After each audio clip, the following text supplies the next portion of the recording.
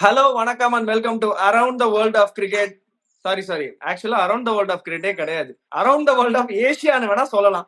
ஏன்னா இது Asia cup. ஏண்டா வேர்ல்டுன்னு சொல்லிட்டு என்னடா ஏசியா? வேர்ல்டுன்னு சொல்லிட்டு என்னடா ஏசியா? அரௌண்ட் ஏசியான்னு மட்டும் சொல்ல. அரௌண்ட் த வேர்ல்ட் ஆஃப் ஏசியாமா? வேர்ல்டுனாலே உலகம் தான். அரௌண்ட் த வேர்ல்ட் ஆஃப் பரவாயில்ல, கண்டினியூ. வேர்ல்ட் ஆஃப் ஏசியான்னு சொல்லிட்டேனா? ஆமா ஆமா, பரவாயில்ல, சொல்லு. ஃபர்ஸ்ட்ல இருந்து போயிடலாம். இல்ல நம்ம சொல்றதுதான் இது, அப்படியே தான் வச்சுப்போம். நம்ம சொல்றதுதான் ஏசியா வேர்ல்டு எல்லாமே. நம்ம உலகம் எவ்வளவோ அதுதான். நீ கண்டினியூ பண்ணு. Around the world of Asia நல்லா இருக்கு. Around the world of Asia, அதான் ஏதாவது ஒண்ணு சொன்னா பிடிச்சிருவீங்க. இந்த மாதிரி அரவுண்ட் ஏசியால தான் மேட்டரே நடந்துட்டு இருக்கு. இது ஏன்னா இது ஏசியா கப் வாரம். அந்த மாதிரி ஏசியா கப்னு கூவி கூவி விக்கிறாங்களாம் டிக்கெட். பாகிஸ்தான் மேட்சுக்கு, இந்தியா பாகிஸ்தான் மேட்சுக்கு டிக்கெட் வாங்கணும்னா ஒரு 4 மேட்ச் சேர்த்து வாங்கணும். என்ன மேட்ச்? ஒமானோட பாக்கணும், யுஏஇயோட பாக்கணும், பாகிஸ்தான் அண்ட் ஒமானோட மேட்சையும் பாக்கணுமா? இது என்ன நியாயமா இருக்கு? எங்களுக்கு பாகிஸ்தான் இந்தியா மேட்ச் பாக்கணும்னு வராங்க. அவங்களுக்கு வந்து நீ இது இல்ல இதை வாங்காத, இதையும் சேர்த்து வாங்கிக்கோ, அப்ப இன்னும் கொஞ்சம் எக்ஸ்ட்ரா காசு கொடுத்து வாங்கிக்கோன்னு 1400 திரமுக்கு 7 மேட்ச் விக்க ட்ரை பண்ணாங்க முதல்ல. அடுத்தது அதுக்கப்புறம் வந்து வேற வேற பேக்கேஜ் தரும், 499 மட்டுமே அப்படின்னு சொல்லி 499 திரமுக்கு வந்து வேற ஒரு 3 மேட்ச் சேர்த்து அதுல இந்தியா பாகிஸ்தான், இந்தியா யுஏஇ, அதுக்கப்புறம் பாகிஸ்தான் ஒமான். மத்தவங்க கேக்குறாங்க, நான் ஏன் பாகிஸ்தான், நான் ஏன் நடுராத்திரி எழுந்து 12 மணிக்கு சுடுகாட்டுக்கு போகணுன்ற மாதிரி, நான் ஏன் பாகிஸ்தான் ஒமான் மேட்சுக்கு போறேன், நான் வீட்டுல இருந்தே பாப்பேனே அப்படின்றாங்க. இதெல்லாம் அமுக்கக்கூடிய அளவுக்கு ஒரு பயங்கரமான ஒரு நியூஸ் இருக்குது. SA20ல அந்த 10 மில்லியன் என்னது ரேண்டா, 10 மில்லியன் ரேண்ட் அடிப்பாரா டெவால் ப்ரூவிஸ், இல்ல தட்டிட்டு போயிடுவாரா மார்க்ரம்? இதுதான் இன்னைக்கு பெரிய hot topic. Welcome to the show Ashna. உங்க ஷோக்கு உங்களே வெல்கம் பண்றது ரொம்ப பெருமையா இருக்கு எனக்கு. ஏசியா கப் வாரம் இந்த மாதிரி இந்த SA20ல வந்து நம்ம சுட்டி பையன் டெவால் ப்ரூவிஸ் 10 மில்லியன் ரேண்டுக்கு போவானா? நிறைய இருக்கு நீங்க பேசுறதுக்கு. Welcome to the show. என்ன நினைக்கிறீங்க? What your opening thought? Thanks Raghavi. என்னோட ஷோவை இப்படி தப்பா ஆரம்பிச்சு அது அப்புறமா சரியான டைரக்ஷன்ல கொண்டு போனதுக்கு உனக்கு தான் ஒரு பெரிய தேங்க்யூ சொல்லணும். ரகலை வித் ராஜா ரவி மாதிரி இந்த ஷோவையும் வேணா ரகலை வித் விக்னேஷ்னு வச்சிடலாம். ரகலை அட்டகாசமா பண்ற around the world of Asia ஒரு டாக்கிங் பாயிண்டா அமையும். பட் ஆனா என்னை பொறுத்த வரைக்கும் இந்த ஏசியா கப்ல இந்த டிக்கெட்ஸ் ஒரு பக்கம் இருந்தாலும் என்னோட பிக்கெஸ்ட் டேக் அவே இது வரைக்கும் என்ன இருந்திருக்குன்னா, சஞ்சு சாம்சன் விளையாட போறானா, சுப்மன் கில் விளையாட போறானா. ஏன்னா வந்து அந்த பிரஸ் கான்பரன்ஸ்ல வந்து ஆல்மோஸ்ட் எல்லாமே லாக். மற்றபடி எந்த ஸ்லாட்டுக்குமே இடம் கிடையாது. மற்றவங்க எல்லாருமே வந்து லிட்டரலி வந்து யாருக்காவது இன்ஜுரி ஆனாதான் டீமுக்குள்ள வரக்கூடிய சிச்சுவேஷன்ல இருக்காங்க. மற்றபடி rest of the 10 pick themselves. Sanju சாம்சனுக்கு மிடில் ஆர்டர்ல இடம் கிடைக்குமா? சான்ஸே கிடையாது. என்ன பொறுத்த வரைக்கும் அஜித் அகர்கர் அந்த பிரஸ் கான்பரன்ஸ்ல என்ன சொன்னார்னா, அது டீம் மேனேஜ்மெண்ட் அங்க போய் முடிவு பண்ணுவாங்க அப்படின்னு. With what ever that is going on. அதாவது வந்து ஏர்லி ஆன் நெட்ஸை பார்த்தாலே கண்டுபிடிச்சிடலாம் கேவி. அதாவது எப்படின்னா ஒரு ஒரு ஒரு ஒரு ஒரு ஒரு நாடை பத்தி நம்ம தெரிஞ்சுக்கணும்னா ஒரு வீடுக்குள்ள போய் பார்த்தா அந்த நாட்டை பத்தி நம்ம தெரிஞ்சுக்கலாம்னு சொல்ற மாதிரி நெட் பிராக்டிஸை வச்சு டீம் என்ன விளையாட போறாங்கிறத கணிச்சிடலாம்.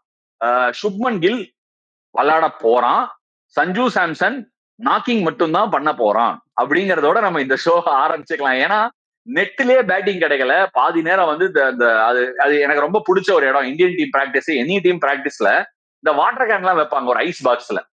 இந்த ஜூஸ் ஐஸ் எல்லாம் வச்சு ஒரு பாக்ஸ் ஒண்ணு இருக்கும்.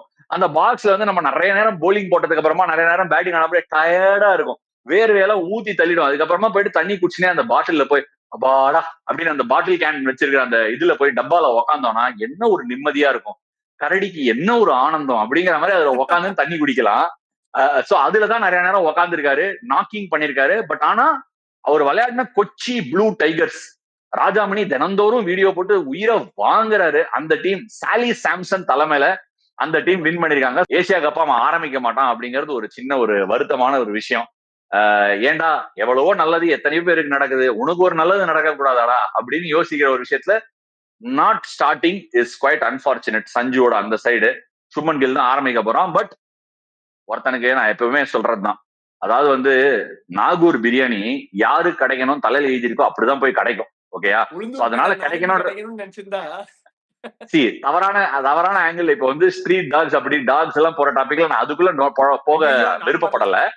அதனாலதான் சொல்றேன், அது வந்து கிடைக்கணும்ன்றதா யாரும் நிறுத்த முடியாது. எனக்கு ரொம்ப பிடிச்ச ஒரு டயலாக், தலைவர் படத்துல டயலாக் தான். கிடைக்கணும்னு இருக்கிறது கிடைக்காம இருக்காது, கிடைக்காம இருக்கிறது கிடைக்காம இருக்காது. சாரி இல்ல, கிடைக்காம இருக்கிறது கிடைக்காது, கிடைக்கணும்னு இருக்கிறது கிடைக்காம இருக்காது அப்படின்னு தலைவர் அழகா ஒண்ணு சொல்லுவாரு. அந்த மாதிரி கிடைக்கணும்னு இருந்தா கிடைக்கும் மச்சி. ஓகே, ரொம்ப நேரம் நீட்டி முழக்காம அடுத்த topic. Dewald Brevis 10 million rand அடிப்பானா இந்த ஆக்ஷன்ல? அதுக்கு சிஎஸ்கே ஜோபர்க் சூப்பர் கிங்ஸ் ஹார்டா போவாங்கிறதுல எனக்கு எந்த விதமான சந்தேகமே இல்லை.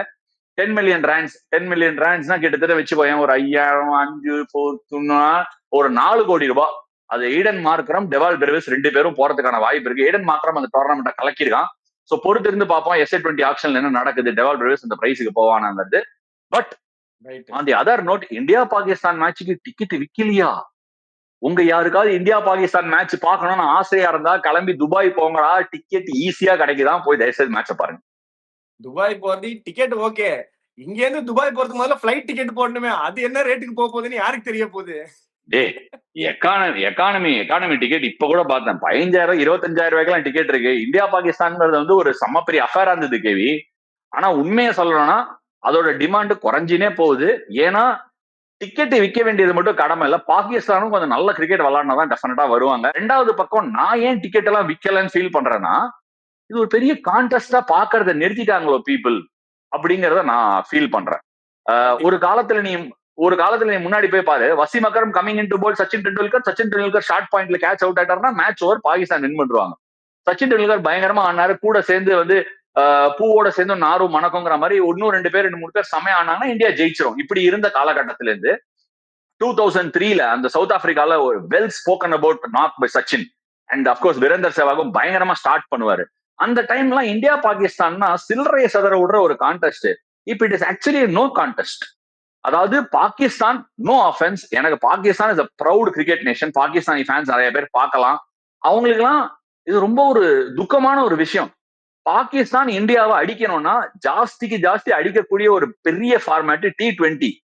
அவ்வளவு வேணாம், கொஞ்சம் சுருக்கு அப்படிங்கிற மாதிரி 10 ஓவர் ஆக்கினா பாகிஸ்தானுக்கு இன்னும் பெட்டர் சான்ஸ் நான் ஃபீல் பண்றேன். எப்படின்னா அந்த நியூ பால்ல ஷஹீன் ஷா அஃப்ரிதி ஒரு 2 விக்கெட் எடுத்துட்டான், இல்ல ஏர்லியானா நாக் ஆஃப் பண்ணிட்டான் அப்படின்னா இந்த ஒரு ஃபார்மேட்ல தான் தவுளூண்டு வாய்ப்பு இருக்கு. அந்த ஒரு கொஞ்ச நாள் முன்னாடி ஷஹீன் ஷா அஃப்ரிதி அந்த ஃபர்ஸ்ட் ஓவரே KL ராகுலையும் ரோஹித் சர்மா அவுட் ஆகினால அந்த மாதிரி ஏன்னா நடந்தா பாகிஸ்தானுக்கு ஒரு வாய்ப்பு. But having set that and done, I think India versus ஆஸ்திரேலியாவோ இல்ல ஒரு இந்தியா இங்கிலாண்டோ இல்ல ஒரு இந்தியா சவுத் ஆப்பிரிக்காவோ இன்னைக்கு much more look after contest, look forward கான்டெஸ்டா இருக்கு தென் இந்தியா பாகிஸ்தான்.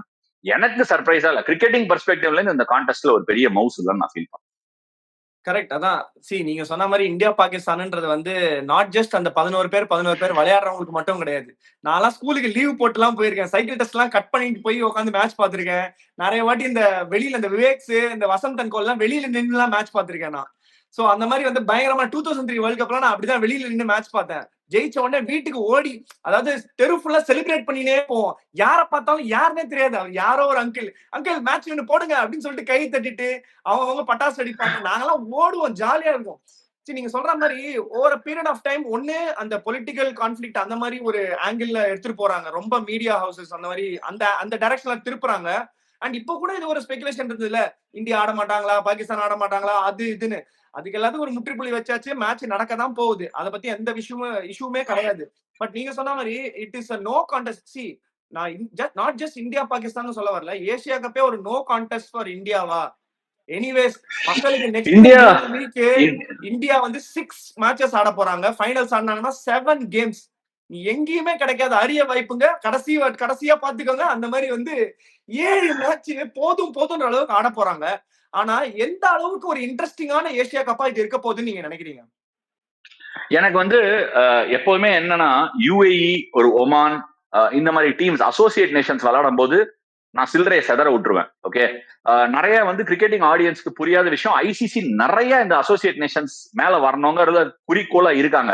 பட் இவங்க do they play enough quality cricket off the shelf? அதாவது இந்த மாதிரி ஒரு ஏசியா கப்போ ஒரு உலக கோப்பையோ வரும்போது விளையாடுற கிரிக்கெட்டை வந்து த்ரூ த இயர் இந்த மாதிரி குவாலிட்டி கிரிக்கெட் நிறைய விளையாடுறாங்க, குவாலிட்டி கிரிக்கெட் ஆடக்கூடிய வாய்ப்பு வழங்கப்படுது அவங்களுக்கு. முன்னாடி எனக்கு ஞாபகம் இருக்கு, ஒரு டோர்னமெண்ட் நடந்தது, இந்தியா பங்களாதேஷ் கென்யா ஒரு ட்ரை சீரீஸ் ஆனாங்க ரொம்ப வருஷத்துக்கு முன்னாடி. உனக்கெல்லாம் தெரியுமான்னு தெரியல, ட்ரை சீரீஸ் விளையாடுவாங்க. அதுல விளையாடின நிறைய பிளேயர்ஸ் எனக்கு ஞாபகம் இருக்கு, ரவி துஷா, ஹிதேஷ் மோடி, மாரிஸ் ஒடும்பே, ஸ்டீவ் டிகோலோ, இந்த மாதிரி எக்கச்சக்க பிளேயர்ஸ் விளையாடினாங்க அந்த டோர்னமெண்ட்ல. ஐ திங்க் இந்தியா ஒரு இவரு ஆசிஃப் கரீம் வந்து ஆஸ்திரேலியாவை வந்து 2003 வேர்ல்டு கப்ல செமிஃபைனல்ல என்ன நோண்டு, சும்மா லெப்டுக்கு ரைட்டுக்கு பால திருப்பி ஒரு நோண்டு, அது ஏதோ பயங்கரமான ஸ்பெல்லு போட்டாரு.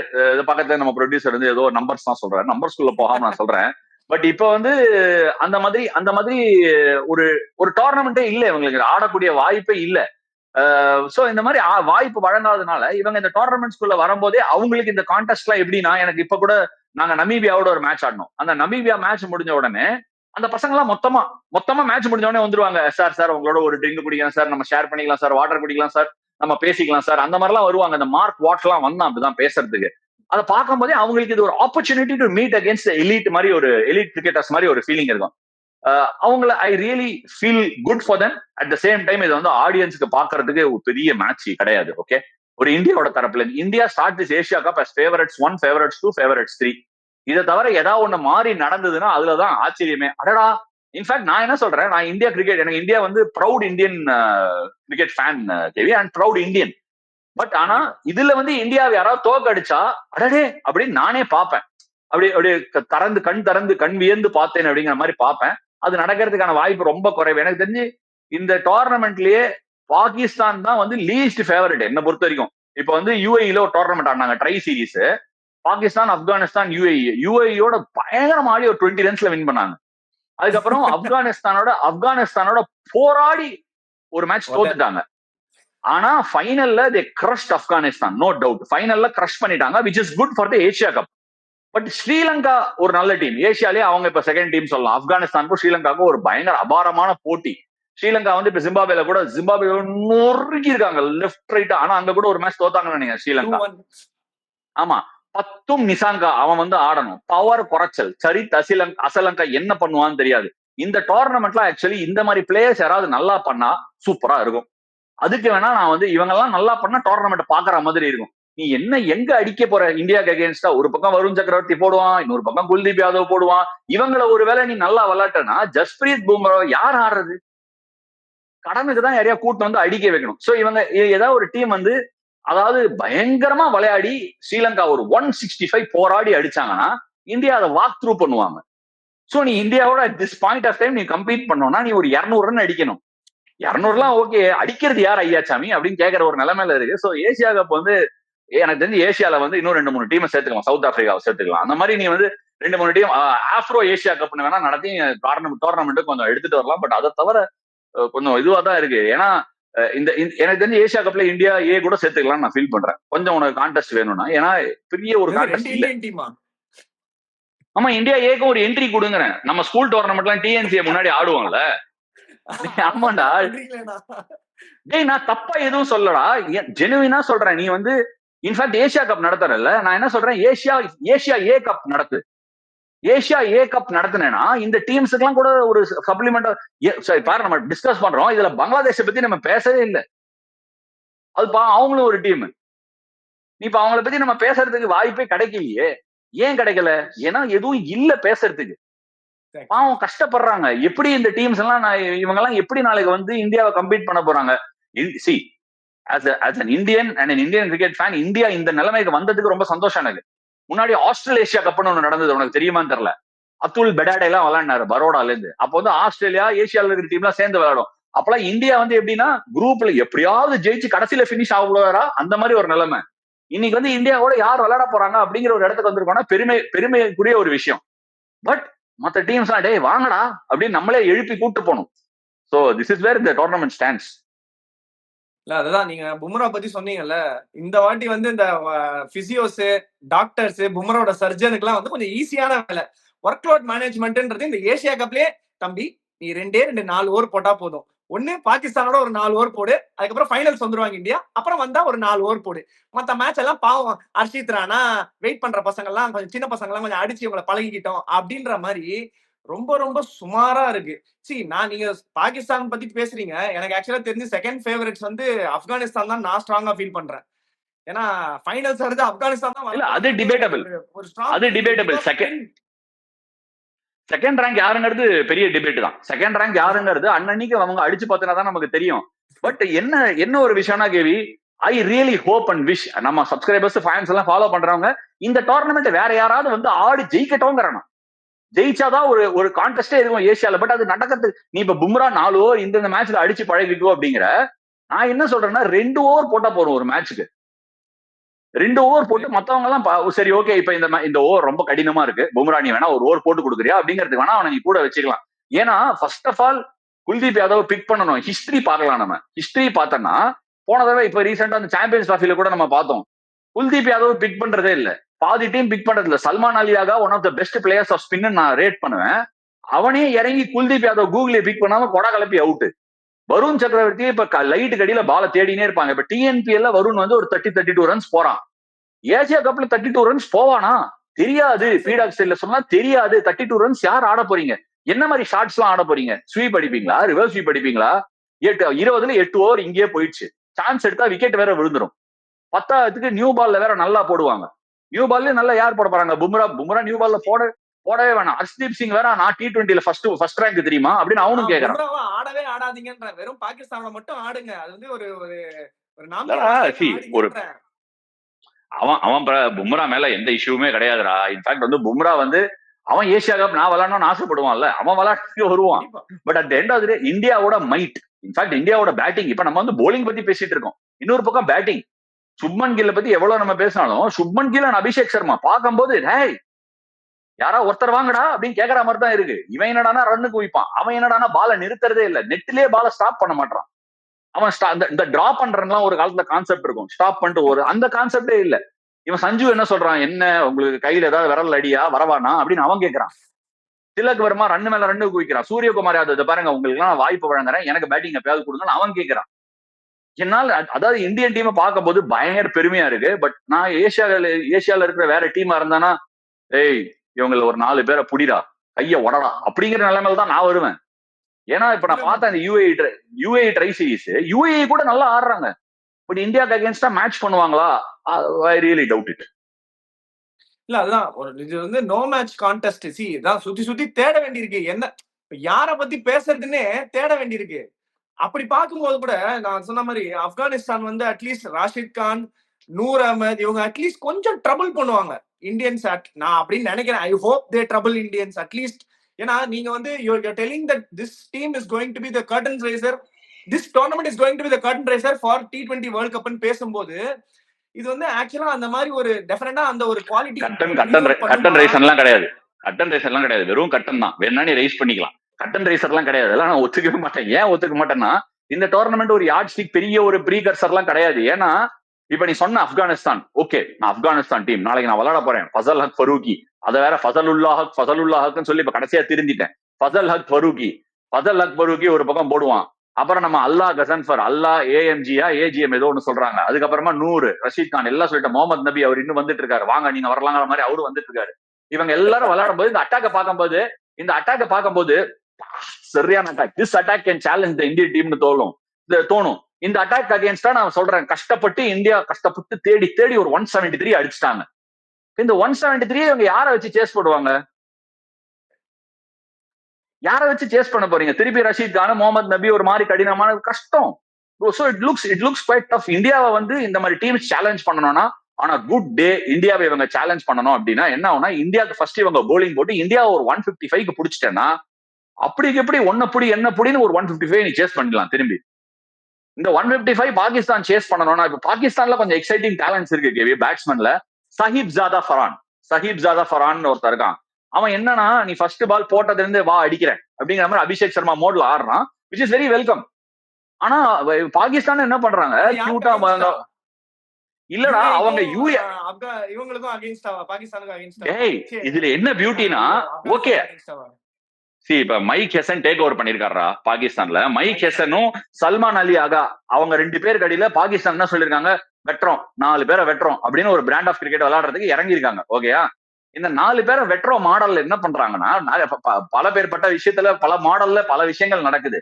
ஆனா இந்த மாடல்ல என்னன்னா, இவங்க வந்து இறங்கிருக்காங்க, குத்துறேன் வெட்டுறேன் அப்படின்னு. முகமது ஹாரிஸ், ஃபக்கர் ஜமான் தான் பெஸ்ட் பேட்ஸ்மேன் அவங்களுக்கு T20ல, நோ டவுட். அப்புறமா இந்த சயீம் அய்யூப் அவன் கொஞ்சம் போலிங்கும் போடுறான். இதுல குடு அடிச்சு 80 for 5 ஆயிடுறதுங்க. 80 for 5 ஆயிடுச்சுன்னா 80 for 5க்கு அப்புறமா என்ன புடி 143. சோ இவன் மாடல்லாம் ஓகே, நீ ஆனா 180 அடிக்கணும் இந்தியாவை சேலஞ்ச் பண்றதுக்கு minimum. So best case scenario எந்த டீமா இருந்தாலும் எப்படியாவது டாஸ் வின் பண்ணி ஃபர்ஸ்ட் போலிங் போட்டு இந்தியாவை லாக் பண்ணணும். அந்த இந்தியாவை லாக் பண்றதுக்கு இந்தியா எல்லாரும் முன்னாடியே இந்தியா பரவாயில்ல ஒரு 2-3 விக்கெட் போயிடுச்சுன்னா கொஞ்சம் பார்த்து ஆடலாம்னு ஆடுவாங்க. இப்ப அதுவும் ஆடுறது இல்ல. So I really hope I am wrong. I really hope I am wrong. But இந்தியாவுக்கு அகேன்ஸ்டா எந்த டீமும் நிக்கும்னே தோணல இந்த ஏசியா கப்ல. நல்ல கிரிக்கெட் ஒரு 2 டீம், ஆப்கானிஸ்தான், ஸ்ரீலங்கா, பாகிஸ்தான் இவங்க எல்லாம் நல்ல கிரிக்கெட் விளையாடணுங்கிறது தான் என்னோட பெஸ்ட் விஷஸ் ஃபார் தம். அவங்க நல்ல கிரிக்கெட் விளையாடினா நமக்கு எல்லாம் பாக்குறதுக்கு ஒரு ஸ்பெக்டக்கல் கிடைக்கும். இல்லாட்டியா ஓகே 20 ஓவர் மேட்ச் எல்லாம் வந்து உனக்கு பார்க்க போரே அடிக்காது. 20 ஓவர் மேட்ச கூட இந்தியாவால ஒன் சைடட் கான்டெஸ்டா ஆக்கக்கூடிய ஒரு ஏஷியா கப்பா இது அமைய வாய்ப்பு. கண்டிப்பா. ஏன்னா அந்த மாதிரிதான் தெரியுது பாக்குறதுக்கும். ஏன்னா நோ கான்டெஸ்ட் நிறைய பேசிட்டோம் நம்ம. சரி, நான் என்ன கேக்குறேன், இந்த டோர்னமெண்டோட சரி இந்தியா பெர்ஸ்பெக்டிவ்லயே எடுப்போம். இந்த டோர்னமெண்டோட பெஸ்ட் பேட்டர் யார் இருப்பாங்க இந்தியன் டீம்ல இருந்து, பெஸ்ட் பவுலர் யார் இருப்பாங்க? சும்மா ஜஸ்ட் ட்ரை டு. அதாவது நீ சுத்தி பாக்குற நம்ம ப்ரொடியூசர் ஒரு நேம் எடுத்துட்டு வந்திருக்காரு, அப்ரார் அஹமத். பாகிஸ்தான் அப்ரார் அஹமத் எடுத்துட்டு வந்திருக்காரு. I am looking forward to Abrar Ahmed versus this Indian team contest. First of all, modern day T20 கிரிக்கெட்ல நீ இவ்வளவு ஸ்லோவாலாம் போட முடியாது பால். அப்ரார் அஹமத் இப்போ UAE-யோட ஒரு 4 விக்கெட்ஸ் எடுத்து மேட்ச் வின்னிங் பர்ஃபார்மன்ஸ் கொடுத்துருக்கான் ரீசெண்டா. அவன் கூகுளி போடுறான், கேரம் பால் போடுறான், எல்லாம் ஓகே. பட் வந்து he has to find a way against India. என்ன ஒரு ப்ராப்ளம் தெரியுமா KV? Pakistani players of late வந்து இந்தியாவோட கம்பீட் பண்றதுக்கு சான்ஸே இல்லாம போயிடுச்சு. IPL அவங்க விளையாடுறதே இல்ல. சோ நிறைய ஒரு section of spin bowlers around the world இன்னும் ஸ்லோவா போட்டுட்டு இருக்காங்க. அவங்க இன்னும் வந்து அந்த 75K 73K அந்த லெவல்ல போலிங் போட்டு இருக்காங்க. ஸ்பின்னே இன்னைக்கு நீ ஃபாஸ்ட் பேஸ் ஸ்பின் தான் போட்டாகணும். அங்கேயே என்னன்னா அந்த டேர்ம்ஸ்க்கு எப்ப வருவாங்கன்னா இந்த இந்தியன் டீமுக்கு அகேன்ஸ்டா போலிங் போட்டு அடி வாங்கினா ஓஹோ இந்த ஸ்பீட்ல போட முடியாதுன்னு அப்பதான் கண்டுபிடிப்பாங்க. சோ அவங்களுக்கே ஒரு லேர்னிங் கர்வ். அப்ரார் அஹமத் சொன்னதுனால பட் அப்ரார் அஹமத் காட் த எல்லா டூல்ஸும் இருக்கு. So I really hope I'm wrong. India தரப்புல இருந்து நான் பேட்டிங் யாரை எதிர்பார்க்கறேன்? அபிஷேக் சர்மா போட்டு கொண்டு குவிச்சிட்டு இருக்கான் ரன் எல்லாம். சோ ஒரு இந்தியா விட்டு வெளில போய் மிடில் ஈஸ்ட்ல ஆட போறான். அபிஷேக் சர்மா அதே டெம்ப்ளேட்ல ஆடி சக்சஸ் ஆவானா அதை பார்க்க நான் கீனா இருக்கேன். But he is one player I want to watch out for. சமா பிளேயரு. அப்படியே இந்த பேட் ஸ்விங் வந்து யுவராஜ் சிங் 2.0 கூட சொல்ல முடியாது, அப்கிரேட் மாதிரி தெரியுது. அண்ட் சுப்மன் கில் ஓகே சுப்மன் கில்லும் நான் எதிர்பார்க்கறேன். ஏன்னா நான் சுப்மன் கில் அபிஷேக் சர்மாவாவது அடிச்சு அவுட் ஆக சான்ஸ் இருக்கு. சுப்மன் கில் மேல கொஞ்சம் பிரஷர் வேற இருக்கும், ரன்னு குவிக்கணுங்கிற பிரஷர், நான் அடிக்கணும் ரன் அப்படிங்கிறது. அதனால எனக்கு தெரிஞ்சு ஒரு 145 150 ஸ்ட்ரைக் ரேட்ல சுப்மன் கில் ஹையஸ்ட் ரன் கெட்டரா இந்த டோர்னமெண்ட்ல வரதுக்கு நல்ல சான்ஸ் இருக்கு. வித் அபிஷேக் சர்மா அடிப்பான். ஒரு 4 பேரை வெட்டும் போது அவன் ஒரு 2 வாட்டி அவுட் ஆவான். பட் அபிஷேக் சர்மாவோட batting I am looking forward to seeing Abhishek Sharma. Tilak Varma, SKY எல்லாம் usual suspects. Hardik Pandya hair style வேலை லைக் பண்ணிட்டேன், செம்மையா இருக்கு. அந்த கெவின் பீட்டர்சனோட ஆஃப் டாபிக் போயிட்டோம்னா இவங்க எல்லாம் ரெடியாறாங்க. எல்லாம் ஏசியா கப்புக்கும் மத்த டீம்ஸ்ல வந்து கடுமையா பிராக்டிஸ் பண்ணி அப்படி போட்டு இப்படி போட்டு அதை போலாம் இது போலாம் ரெடி ஆவாங்க. இவங்க எல்லாம் ஸ்டைலிஸ்ட் கிட்ட போயிட்டு எந்த ஸ்டைல் போட்டு வந்துட்டு எந்த கலர் போட்டு வந்துட்டு ரெடி ஆகலாம் ஏசியா கப்புன்னு ஒருத்தர் அவங்க ஸ்டைலிஸ்டுக்கு போறாங்க. தனித்தனியா பிளைட் துபாய் பேரா போறாங்க. நான் பாத்து ரிஷப் பண்ட் கூட எங்கேயோ ஒரு மலை அடி வாரத்துக்கு கீழே உட்காந்து ஏதோ ஒரு ஹேர் கட் பார்த்து நம்ம வேற இன்ஸ்டாகிராம்ல ஏதாவது ரீல் பார்த்தோம்னா எதை பார்த்து நம்ம கொஞ்ச நேரம் அப்படி பார்த்தோம்னா விடாம எல்லாத்தையும் அதே மாதிரி ரீலாவே கொடுக்குறாங்க. பட் எனக்கு வந்து ஹார்திக் பாண்டியாவோட ஹேர் ஸ்டைல் ரொம்ப பிடிச்சிருக்கு. அப்படியே சூட் ஆகுது அவனுக்கு. ஆனா நிறைய இந்த மாதிரி விஷயம் சூட் ஆகும். இதே மாதிரி நம்ம அந்த மாதிரி மண்டையை அடிச்சோம்னா நமக்கு செட் ஆகாது, அவனுக்கு சூட் ஆகும். அதெல்லாம் ஒரு வேற லெவல் ஒரு யூரோப்பியன் ஃபுட்பாலர் மாதிரி இருக்காரு பாக்குறதுக்கு. அப்படியே பயங்கரமா. நீ யூரோப்பியன் சொல்றியா இல்ல பிரேசிலியன் சொல்றியா? பிரேசிலியன். அந்த இதுல பிரேசிலியன் நம்மளுக்கு நான் ஜாகிரபிகா வீக். நீங்க அந்த ஏரியாக்கெல்லாம் போனீங்கன்னா உடைய என்ன பிடிச்சிருவீங்க. அதனால நான் சொன்னா அப்படியே அப்படியா பாத்தனா டாக்டரா நம்பணும். நீ பிரேசில யூரோப்ல சேர்த்துட்டல அப்பனா? சத்தியமா சேர்க்கல. பிரேசில் வேற யூரோப் வேற அப்படின்றது இன்னைக்கு தெரிஞ்சுட்டேன். சரி ஓகே. இப்ப நம்ம ராஜாராவி மாதிரி நம்ம ஏதாவது இந்த மாதிரி ஒரு ஷோ பண்ணணும்னு நினைக்கிறேன். இன்னைக்கு அவரை கூப்பிட்டு ஏடா கூடமா ஜாகிரபி கேட்டோம்னா என்னத்த பேசிருப்பாருன்னு சொல்ல முடியாது.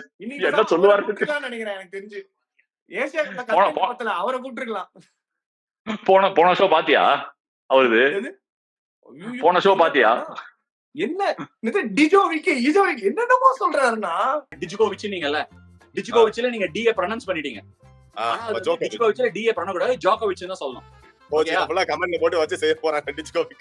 அந்த ஃபெலிக்ஸ் ஆகர் அலிசேர்மா வந்து என்னென்னமோ சொல்றாரு.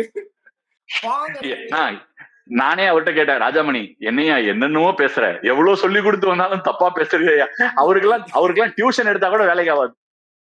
அதெல்லாம் எனக்கு தெரிஞ்சதெல்லாம் சல்மான் அசீம் சாதிக் சாரா. சாதிக் சார் யாருன்னு சாதிக் சார் இவங்க தான் தெரியும் எனக்கு. முகமது அலி எனக்கு தெரிஞ்சா சாதிக் சாரு செய்யாது. இல்ல நானே இன்ஃபேக்ட் நான் நம்ம எபிசோட் பண்ணதுக்கு அப்புறம் ஒரு வாட்டி 2 வாட்டி பாப்பேன். அவரோட பண்ண ஷோ நானே ஒரு 4 வாட்டி பண்ணி சிரிச்சேன். அவர் மூஞ்சிய வேற பாக்குறேன்.